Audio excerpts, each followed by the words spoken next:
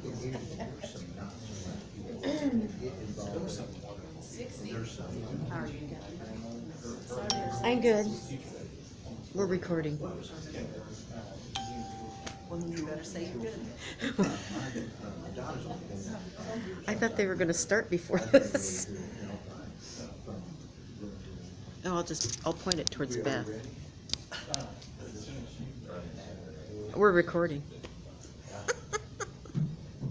No pressure, right? No pressure. No pressure.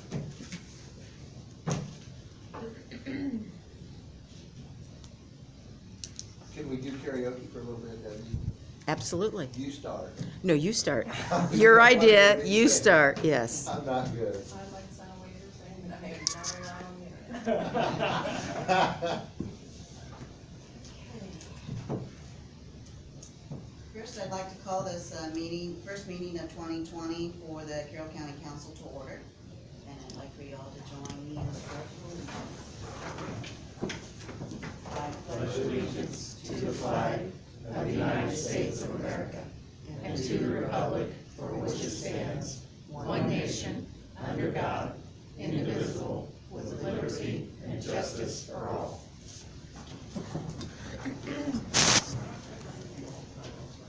Without having new officers selected at this time, I still am going to defer it to the acting president, Josh Flynn. Any objection? Nope. Very good. Okay, so the reason for the meeting today is to discuss some new information that was that came before the council, or to come before the council regarding the salary ordinance. And Cecily, can you just give us, can you stand up here? Just give us a quick overview of how the information came to be and the actions that were taken here. And before you start, I really want to thank you because you've done a great job on this. You've been very straightforward. I appreciate it. When we first heard about there being a possibility about the threshold increase, I had talked to Erwin's office, and she told me that it was true, that it would affect the exempt employees, and that you guys had two options. You could increase the threshold, or you could change them to non-exempt. She said, let me know what you decide. So I went through the salary ordinance and found the positions that were exempt, that qualified. Those were the 7 positions that we discussed on December 31st. Later, after you guys had voted, I was talking to Lori from Erwin's office on the phone about a separate issue, and just out of chatting, like we weren't even talking about anything, she just asked how things were, we were just talking. And I mentioned it, and she said, well, wait a minute, the first deputies are excluded. And I said, what do you mean they're excluded? And she said, those are excluded positions. And I said, well, my salary ordinance shows me as exempt. And she said, well, your job descriptions will be excluded. So I looked, all of the job descriptions were still exempt. So that sent me into panic, and I asked, like, what do we do? And she said, well, they could leave it and address it next year. And I said, I gotta talk to Beth. And I hung up and went right back. And she decided that she thought we should call you, and then you came in, I think, that afternoon, to come again. Well, I called Erwin's office myself and talked with them, and they said it was on the front page, or the second or third page of the salary ordinance, and on the part that is written out. So you have that part, also. Yeah. And she also said it started in 2016, and when I went back and looked at all the salary ordinances from 16 on, they all said exempt, or non-exempt, whichever. We looked at the job descriptions, they all said exempt, and so she advised me to talk to our county council president. So we called Josh in, told him what was going on, and I asked him to please set a meeting as soon as possible, because payroll, first of all, also these people thought might or might not get this raise, they could be spending it. You know, I mean, we didn't wanna be responsible for that either, so. That's about it. Unless you can do something else. Well, thank you for the information. Thanks for all you do.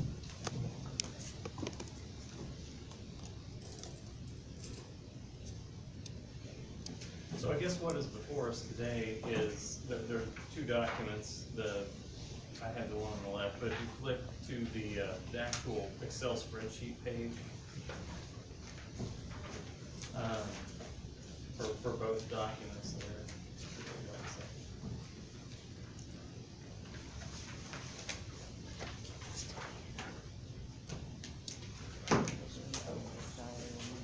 It's in the back of the second sheet. It's on this one. Almost Yeah, correct. this one, this one. I'm sorry. Oh, you're fine. So actually, we would be amending, you have to amend it no matter what, because of the word. Right, so one of them, both of them have the words excluded in there in the proper, places.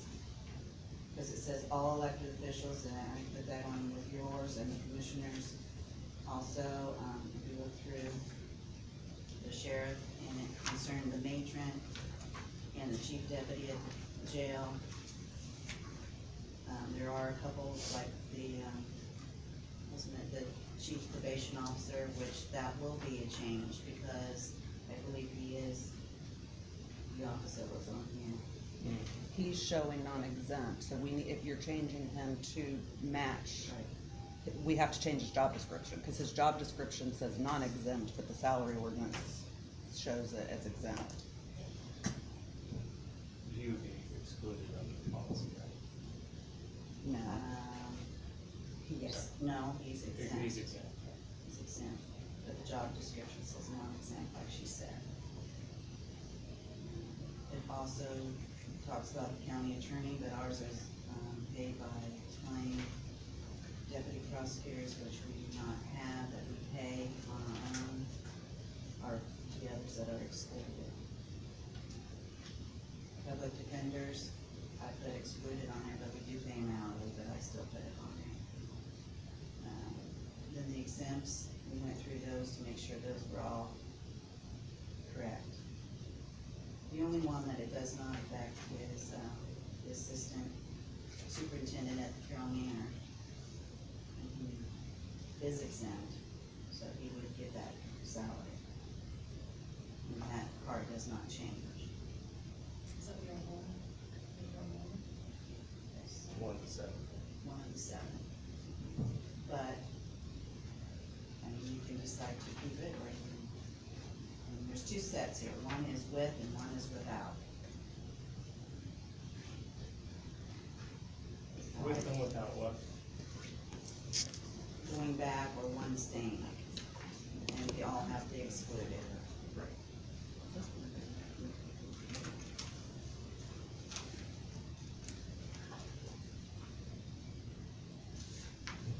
Get the input.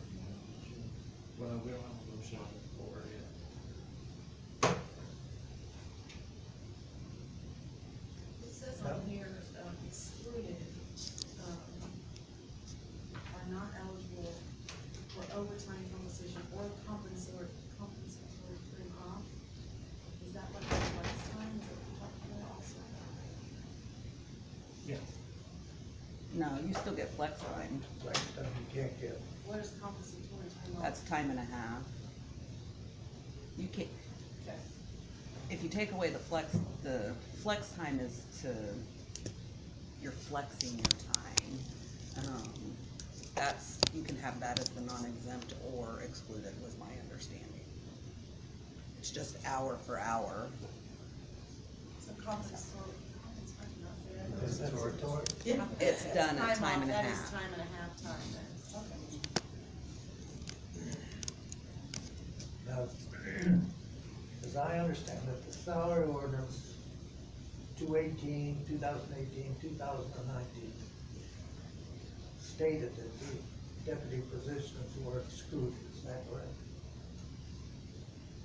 But we we had them listed as. Well, We they did not stated ever them have as exempt. Right. On the spreadsheet, it there's- said exempt, on this, it said excluded, from 2016 on. Subtle difference. And that's what we were talking about at the beginning, so this, all these people are employees holding excluded, and excluded had never been put on the salary ordinance, even though they were already classified as all elected officials, deputies, deputy prosecutor, reporters, first deputy, chief deputy for the sheriff, because those are all political appointments. So do we need a motion to? So they should have been excluded, but we Yes. were carrying them as exempt. Correct. Okay. Okay. So a pretty quick up, it should have been excluded. How does that affect adding excluded to the salary ordinance? How does that affect the pay for these individuals? It will not affect any of them except. So for- we voted at our last meeting to increase the pay based on the threshold that the state gave us. That would not be inflating of that threshold. Well, we took that action, but we took that action based on the assumption that they were exempt class, but as they are in the excluded class, we can take a different action. We would have to take a new action, that is possible.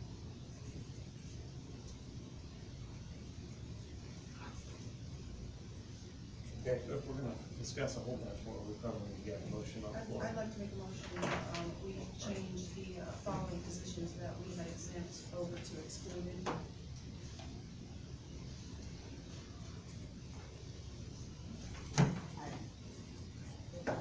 Is that motion even, I mean, cause it's actually what we adopted already.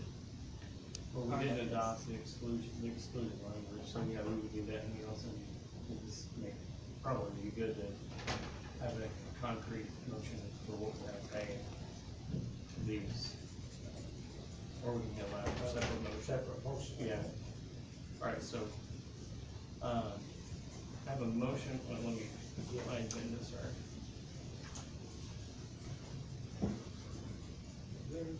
No, let's go to the sheet. You're gonna need a motion to go back to change exempt to excluded, Yeah, and then so, you're gonna need a motion to keep the pay the same except for Carol Manor, who is the one that is not in the excluded list. So you wanna do those separate? I think that Okay. was separate motion. okay, so motion by Tracy Martin, is there a second? I'll second that. Second by Larry Stofford, and motion is to change, exempt to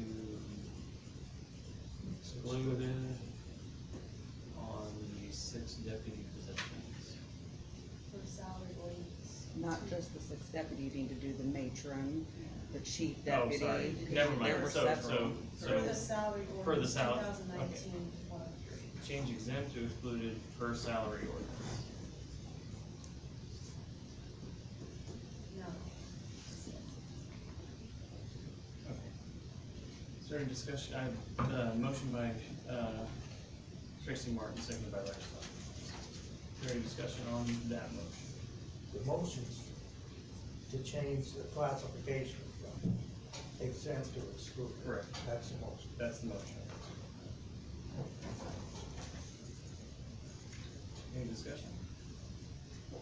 Input from the audience? Yes, if you're gonna go off this ordinance here, the assistant director out at Carroll Manor is not in the exempt list either. So they have to be, they're not on them two lists, it's unexempt. Or no, exempt, not exempt. Say that again? you said if you're going off this list of the excluded, then when it goes down to exempt, all it has is the Carroll Manor Superintendent. He's the assistant superintendent, so he's not on that list. So he would not be considered an exempt employee.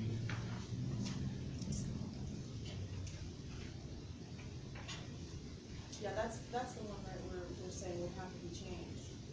You changed Or we his, either change it or we have to pay them the increase. I don't mean this to be disrespectful, but no one has kept up with what you guys vote on in here.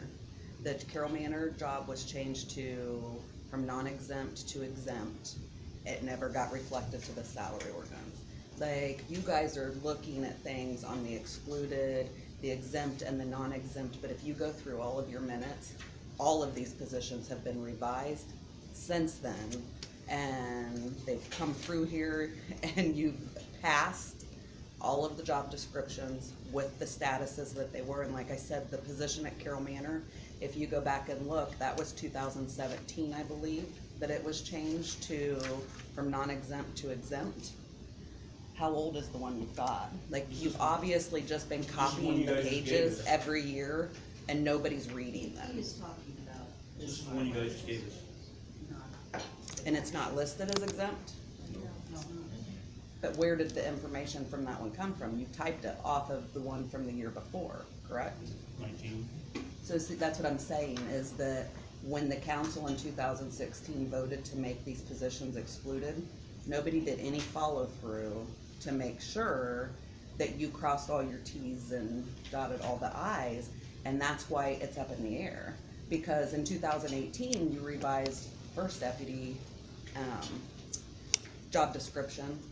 It came through here, it was exempt. Everyone has always, nobody, you can't, that's not fair to say that it was, you're going by that saying that he should be non-exempt. That was voted on prior to you voting on the fact that he was exempt in 17 when it got changed. The documents you're looking at, you guys have just copied from year after year after year. And I am willing to bet that there's more than one position that has probably been changed if you go through your minutes.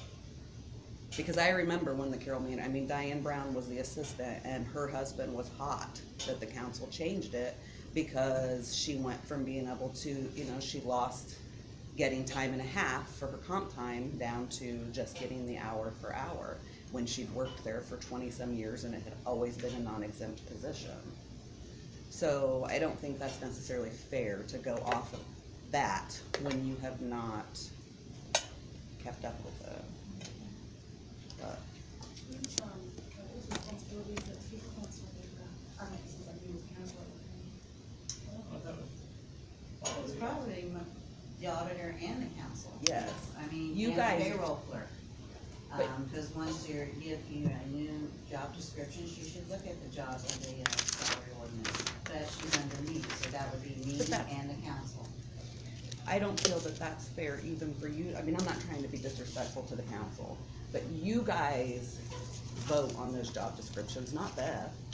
So if you look at the job descriptions and you say, you voted to say that those positions were excluded, not the auditor, the council did. Right. So when those But the auditor's positions, office is the secretary. but for how are this we body. how am I supposed to know, I don't sit in these meetings. So how am I supposed to know that you Right. voted for that position to be excluded or to be exempt? I think the council kind of leaning on Irwin supposedly going through all this. Yeah, that's true. And we're kind of relying on what Irwin, the professional, said. Mm-hmm. Well, we just Well, gotta fix a piece of. I did talk to Karen Irwin about the job descriptions, cause I said, well, why did the job descriptions say exempt then? I said, you prepared these, and we rely on you on what that status is supposed to be. And he said he would take part of the blame for that.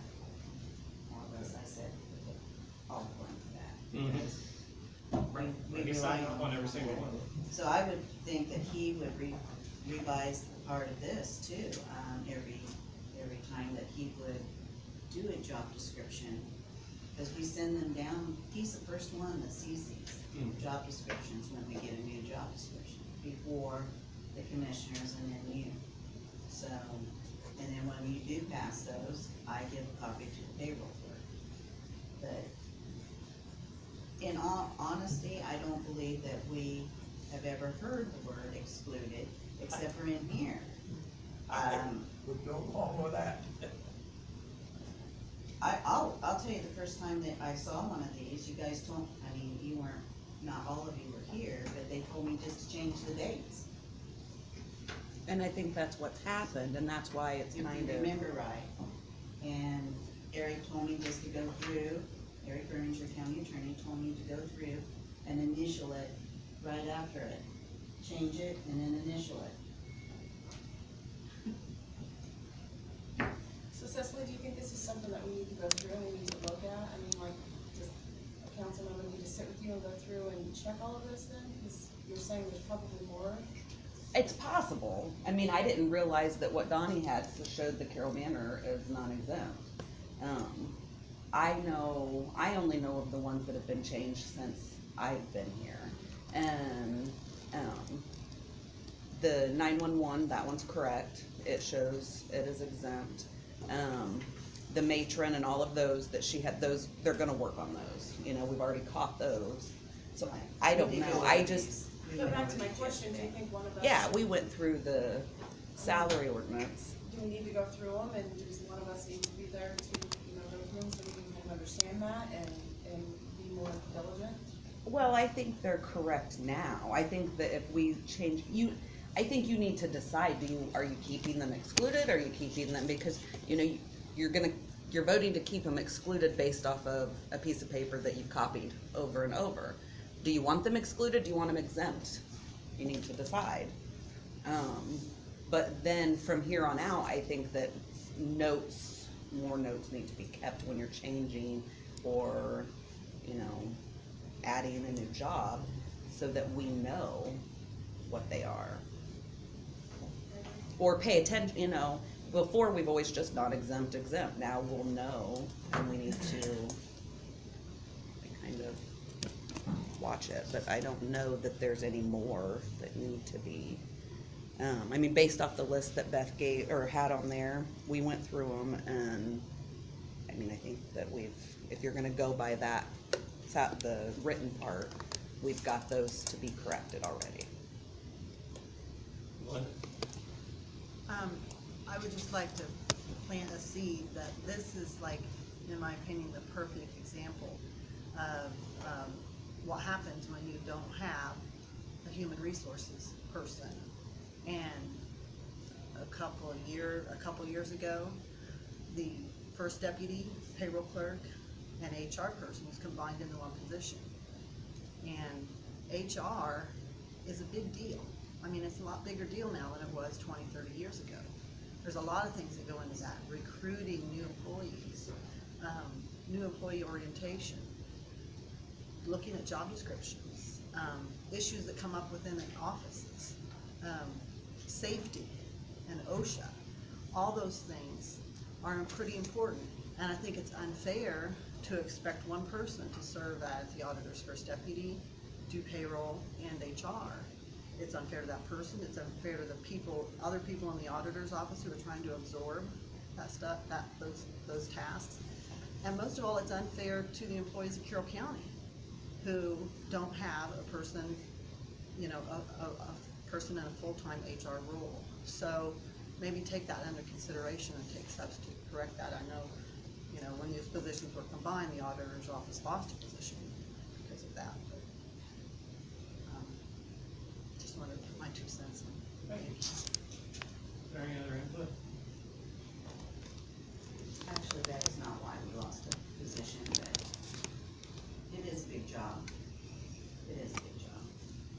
I would have to say, this experience that I've never really heard of. You have a payroll person, that is your accounting position, and that is usually a full-time position.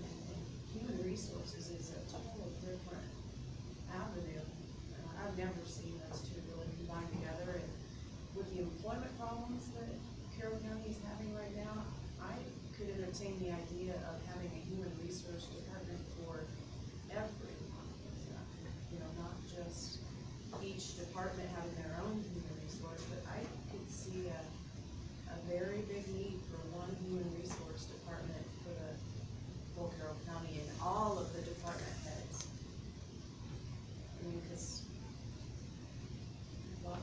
open, there's lots of different rules and regulations that, you know, I can't see how you would keep up on payroll at your department and your job, and I don't see them keep up on human resources and all the changes that come through there. But going back to the real reason we're here is, when, can't remember when accepts a job description,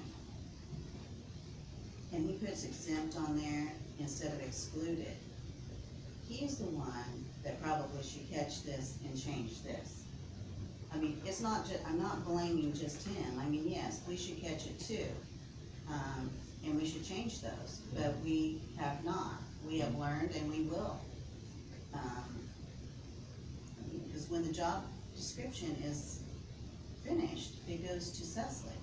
And then she sends it, I don't know, I mean, I thought she sends it to Grant Harlan because it's approved, or he needs to know that, but I think that's what the list is made from. So I think it's not just the auditor's office or the council that's dropped the ball, I think it's our personnel advisory committee guy, whatever you wanna call him, has dropped the ball also. I would agree with that. Yeah, I'm just trying to make things right one step at a time. That's exactly. How to go forward. Yeah, try to get better every day. But if this has been going on since 2016, there's been many councils that have, and many auditors that have not caught it. But we rely on Right. Ken Irwin. Right. It's our responsibility, but And I am not blaming any of the department heads, because in my time, I have not given them this card, just because this is the part that they go off by, and this is kind of what we go off by. So, I'm not blaming any department heads for any of that. All right, so the motion on the floor is to change the, for the written page from here, be exempt to excluded under the named positions there. Is there any other discussion on that? So Cecily, per Kent Irwin's office, these positions need to be listed in the salary ordinance as excluded. Not needs to be, that's what we as Carroll County Council voted to be. So yes, if you still want those to be listed that way, there's not a law that says they have to be excluded, but yes, that is what Carroll County voted on to be excluded positions in 2016.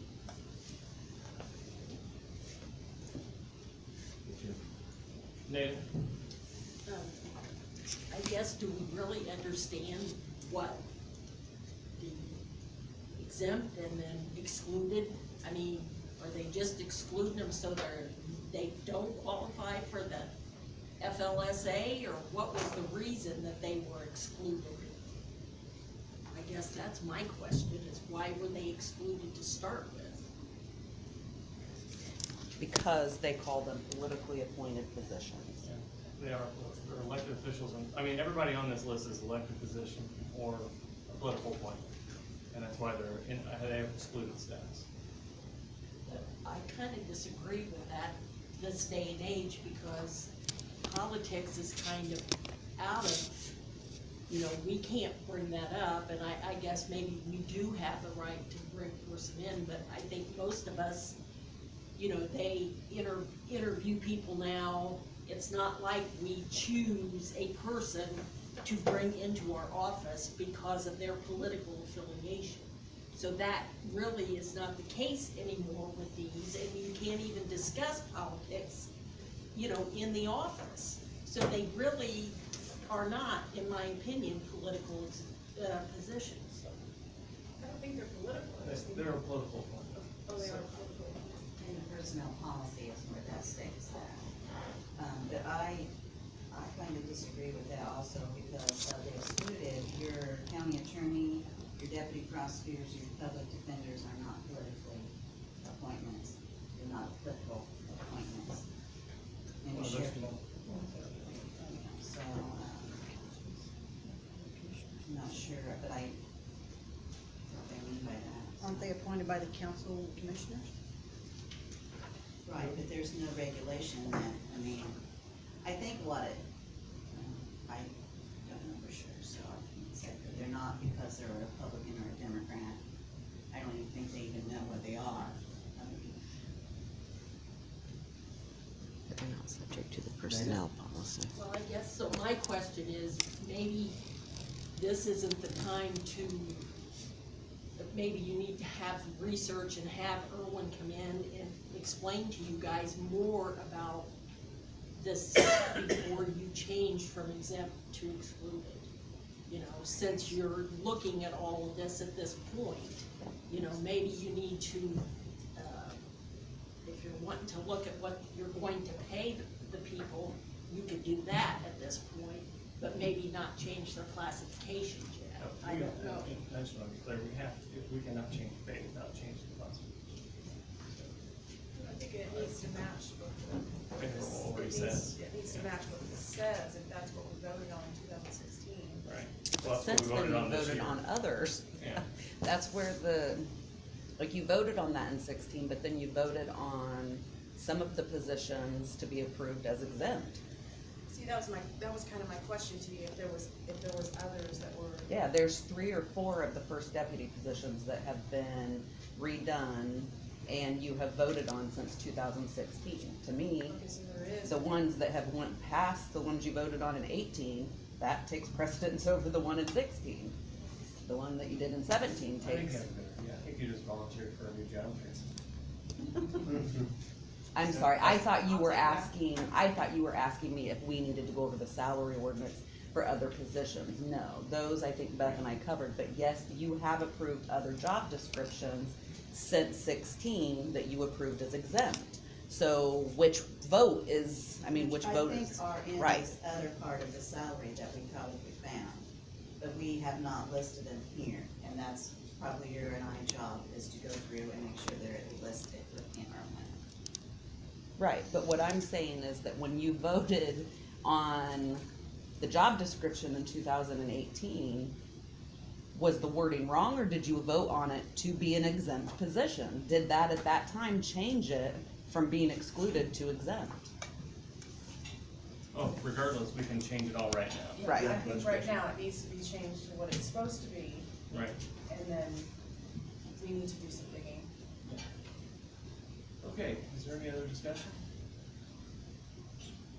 All right, so the motion on the floor is to change, the Can I ask exempt one question? classification. Sure. So the job descriptions that we have approved are already on the spreadsheet. They might not be on this part, so if you would need to make as a motion, maybe to list the exempts on the front part of this. No, wait, say that again. The exempt and excluded Because we've gone through this, in these two lists, is what you're talking about? right, in those 2 lists, that we need to transfer some of those over to the exempt. So I don't have to keep going back.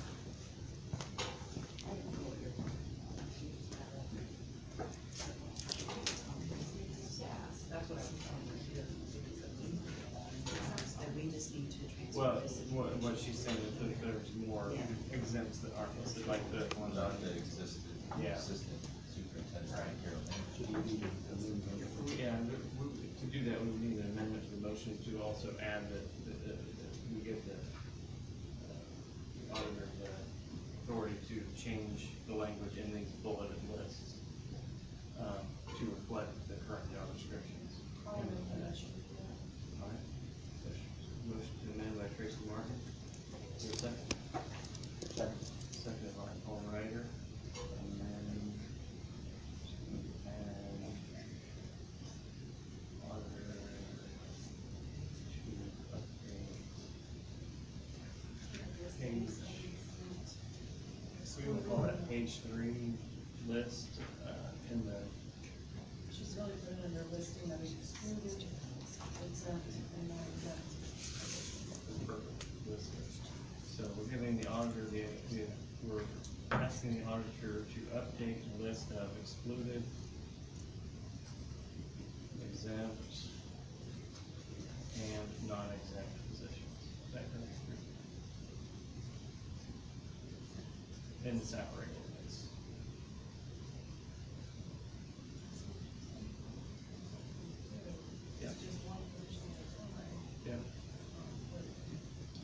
so the, Kind of a lot, I would- they're one of the professional schools.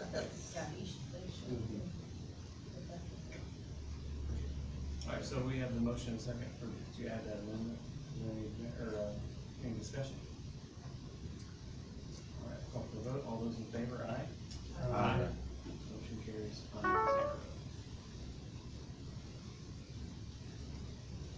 Okay, so now we have an amended motion and to update, those classes and update the lists. Is there any further discussion? Job description, the job description on that. He's gotta update the job description. Probably we're just making it a, Sorry, that was gonna be done.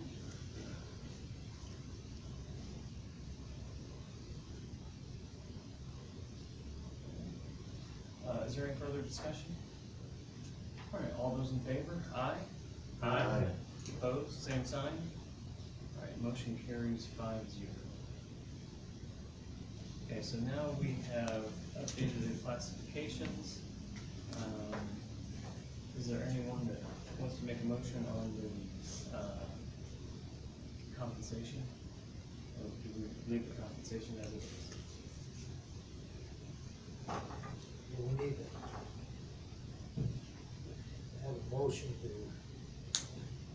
have the salary ordinance to reflect the action rate for the status of the excluded, do we know? So we need to- I think that's what we just did, didn't we? Yeah, we adopted this excluded. No, we changed them from exempt to excluded, but the motion did not include anything about the salary. Right. Seems to me we did it. No, that's what I was saying, that's So what now I we just need said. a separate motion Yes, for the salary. if we want to change, yeah. So as per right now, we do not have to change any salaries like we were coming in forced to either report, except for the Carroll Manor position that is still in existence. So the motion needs to be something to that extent, which, Correct. so I make a motion that we keep salaries the same, we excluded and We're excluded or no? excluded. Right now, salaries for excluded are still the 35,560. Okay, so we don't have to discuss that with anybody No. else, we can just. We can leave them, or they could be changed to below that previous threshold, to what we had done before, what we had already approved. Well, we approved the $5,000, so to speak. We did. Okay. So now you have to I was gonna decide say, if you now wanna we have to take take it it back, back. or Yeah, right. you either Right. have to take it back or leave it. It's not, you have to do Yes. one or, you can do one or the other, it's not a have to. Right. I would move that the salaries of these 6 excluded positions be established as of 2019 pay status plus the 5%. So Raise the original that they 20, get. the original 2020 budget amount. Yes, Okay. thank you. Yeah. Okay, a motion by Larry Stock, was there a second? I was like, Second by Tracy Martin. So, okay. Hold on All one right. second. So your motion, and just to clarify, is your motion is to amend salary ordinance. Would that be effective the first of the year, 1/1? Yes. Effective 1/1 to original budget amount. So you good with that, Ben? Okay. All right. I got the motion written down. Okay. All right. before we move on to that motion, Yep. do you want to include something about the Carroll Manor one that is the exception? I keep that out. and Are you gonna handle go out that separate? Yeah. Well, I don't think you need to vote on that. You're not changing it, so it's still the way you left it on December 31st. Well, I thought the Carroll Manor one falls underneath the new residence that you gave us that they're going to get the raise unless we. They are.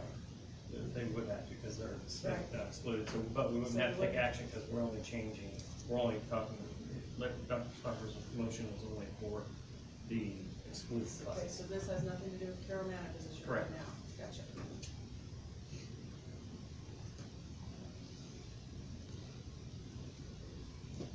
Okay, is there any other discussion on, the motion on the floor? So this motion is to revert those salaries back to reverse our vote from a week ago. Right. And revert, and set those salaries back to what we initially said we would budget in Correct. 2020. Correct. So I voted against that last week, or whenever we. You got voted to against that. the increase. Yes. Right. That being said, because I felt like we sat and we analyzed the numbers and we set the budget, and we were all good with those numbers and the raise that was given at the time, to then come in here, I didn't think it made sense to then come in here and issue additional salaries over and above what we agreed the raises would be at budget time, which is the appropriate time to have those discussions. Right. That being said, we voted to give the increase. Now we're back in here a week later, and we're gonna revert it back. I just, while I agree with that final decision, I always have, that's why I voted that way. It seems,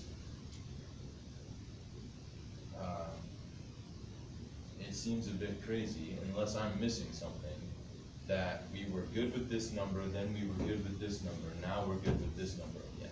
And I think the big thing is just that the information was presented to the council that, I mean, I think, but I don't know what, I'm not gonna presume anything, but my personal opinion, that there would have been a different outcome. Had this information been available, a Absolutely. week ago. Absolutely. Right, and I mean, Doc I voted vote- for it. I I voted think he made the for it motion, yeah. Because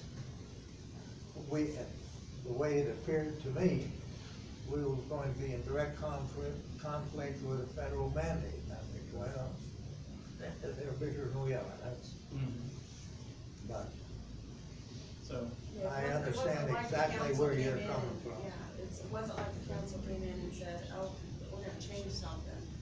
If Cecily would not even have brought the mandate to us, there would have been no questions asked, there would have been no raises, no anything. mm, So I think Which he's- I wanna say, she brought in good faith, because I saw what she saw, and it did look like that, so, and I did not check on it, because I was off, and I asked her to talk with Aunt Merwin's office, so, anyway, she did it in good faith, so. But I would agree with the way you're thinking, if, we just came in and said, well, let's give these people $5,000 and now let's take it away. we- yeah. Any other discussion?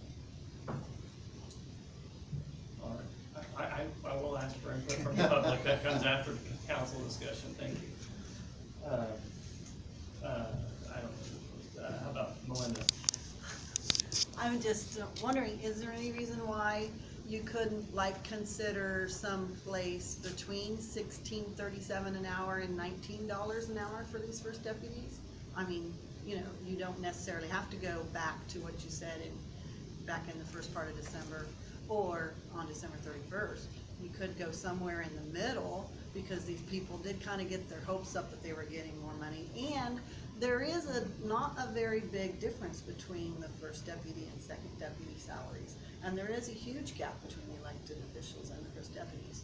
So, I mean, you could kind of consider that, just want to throw that out there. Well, respectfully, Yeah. this wasn't something that we decided at the first part of December. This was our budget conversation from August all the way through. This is how we budgeted for 2020. So it's bigger than just, well, a few weeks ago, we thought we would do this, and then last week we decided. I mean, it was a bigger discussion than that, which was why last week I voted against that increase, because we've been talking about this since August. Budget. Nathan? If you can. Once I get up, I can move. I just wanna say that over the years, I have been an advocate for salary increases for all the employees in the county, and I think most of you that have been on here know that. But on behalf of my deputy, my first deputy, and the others involved, I would ask that you uphold your votes and support the raises for these people. You can always freeze these salaries for the next 2 years and let things catch up. I feel the difference between the first deputy and the second deputy is too close based on the responsibilities they have. Currently, there's only 50 cents between the first deputy and the second deputy, and I don't think that's enough. A clerk position and a second deputy, there's $1.50 an hour difference. So I feel like their raises should be higher than what they were. And I would like for you to consider that, and I also would like for my second deputy to speak, because there's been a lot of discussion that this whole thing is brought up because there's a lot of second deputies that are unhappy with the action that you guys took, and that's not the case in all offices. So Rita, would you come up and give them your opinion as to? We call people and just. Oh, I'm being- sorry. Not to be Okay. nitpicky, but. Okay. Yeah. Okay, I would I'll love let to her raise, entertain her, I'll but let her thank raise you. her hand. Ada, I would say that this needs to be addressed in July and August at budget time, not here. That would be the time for us to address the difference. Please, Rita, if you'd like to speak, thanks. I was happy when I heard that there would be a raise in first deputies, because I feel like most people in the county are underpaid. And with it being a federal mandate, I thought, good, Carroll County's catching up with that. But I was really excited, thinking that the council and all were picking up and going where they should be. The reason that we're losing so much staff and there's such a turnover is because of the salaries.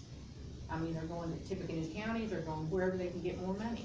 That's something that I understand that you should have addressed in July and August and September. However, that's something you should consider now, don't go backwards. Thank you. Okay.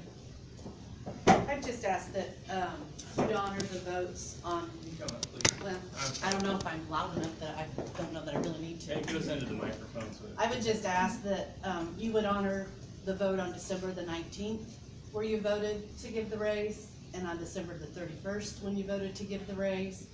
And I would also ask that you would freeze these salaries then for a while. My first deputy doesn't expect a raise in the next couple of years. She's excited that she got the raise, but I also would think at budget time, then that's the time for you as a body and us as department heads to come together and discuss the possibilities of giving raises to everybody in the county that are in line with what everybody else makes. These people come to this building every day, they go to the county garage every day, they go to the county home every day, they go to the highway department every day, and they do the business of the people of Carroll County. And I just ask that you would honor your votes. That's all I ask. Thank you.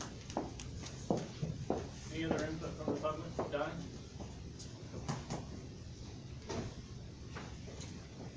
Yeah, when when I started in 13, there was only $6,000 difference between us, the first deputy and elected official. The council went with this merit program that was supposed to be great and better, and all it was just a bonus to them, and they didn't raise their base pay any. I mean,